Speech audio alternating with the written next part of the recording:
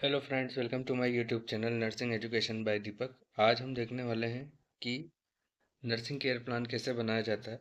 तो आज का जो हमारा टॉपिक है वो है डायबिटीज़ मेलाइटस।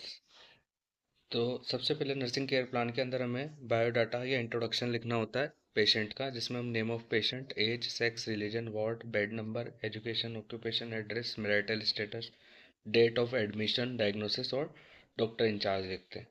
उसके बाद हम लिखते हैं चीफ कंप्लेंट कि जो पेशेंट हमारे पास आया या जब एडमिट हुआ हॉस्पिटल में, तो उसे क्या क्या दिक्कतें थी और कितने दिन से थी। जैसे breathlessness 2 days, increase thirst 4 days, reduce appetite 3 days, frequent urination 2 days, anxiety 2 days, है ना।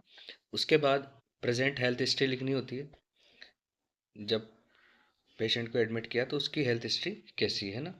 उसके बाद history of past illness, present surgical history, past surgical history, और फिर फैमिली हिस्ट्री लिखनी होती है, जिसमें उसके फैमिली मेम्बर्स के नेम, एज, सेक्स, रिलेशन और रिमार्क्स, हेल्दी है या अनहेल्दी है। उसके बाद फैमिली ट्री बनाना होता है।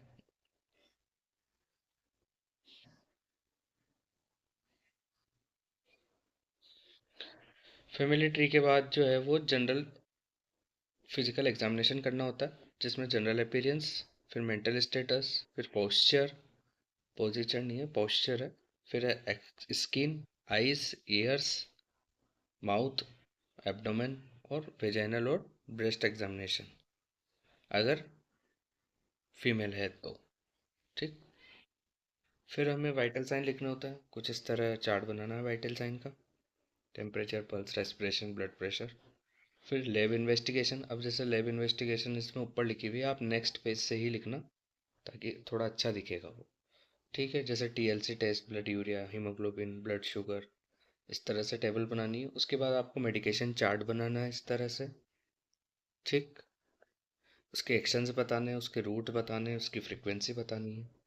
फिर नर्सिंग असेसमेंट करना है या नर्सिंग डायग्नोसिस लिखने हैं। दोनों में से आप कुछ भी लिख सकते हैं। तो ये कुछ 6 नर्सिंग डायग्नोसिस हमने लिखे हैं।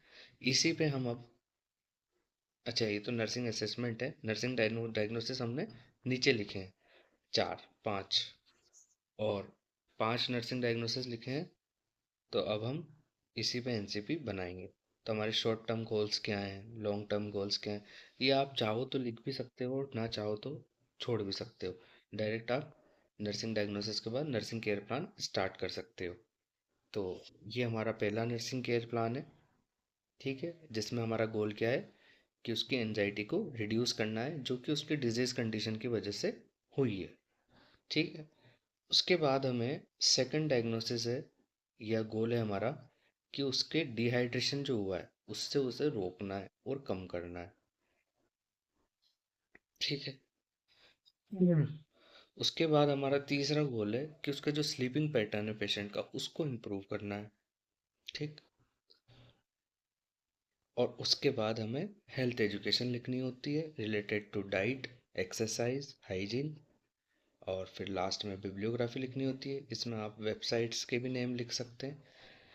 अगर आपको इसकी पीडीएफ चाहिए तो आप मुझे टेलीग्राम ग्रुप में मैसेज कर दीजिएगा। टेलीग्राम ग्रुप का लिंक मैं डिस्क्रिप्शन में डाल दूंगा।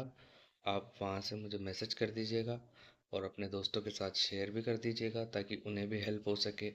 और अगर आपको किसी और टॉपिक पर, NCP, case study, health talk, procedure, इनमें से किसी की भी रिक्वायरमेंट हो तो आप कमेंट बॉक्स में कमेंट कर देना। मैं कोशिश करूँगा कि अगली वीडियो में लेकर आऊँ। या आप मेरा चैनल विज़िट कर लेना, उसमें भी मैंने काफ़ी सारी ये सब चीज़ें अपलोड की हुई है। Thank you for watching my video.